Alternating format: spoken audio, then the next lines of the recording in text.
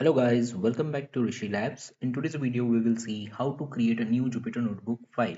So let's get started. For this, we'll start with CMD. Over here, you need to type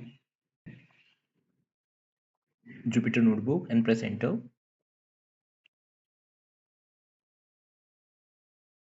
Okay, this will launch the Jupyter Notebook.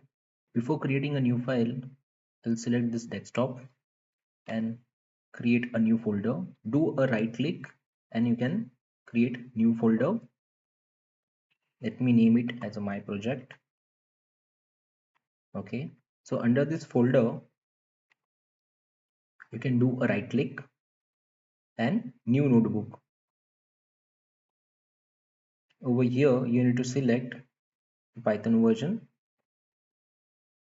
and click on select. Okay, so this is your Jupyter Notebook file. You can also name it.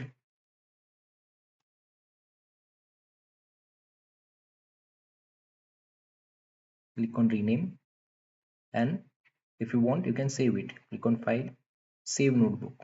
Okay,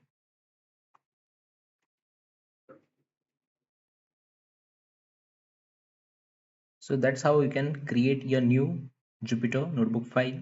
Now to check how this file looks, okay, let me save this file, save notebook, or also over here a shortcut is provided to save this file. You can press this button and you can check the last checkpoint. Okay, now let's go to the directory desktop, my projects. This is the folder which I have created. So in this folder you can see my project 1.ipynb file is created. So ipynb is a file extension. It stands for interactive Python notebook. Okay, so you can work on this file, and once you click on save, this file will be saved at this location. So that's all for today guys. Do subscribe to my YouTube channel Rishi Labs. Thanks for watching.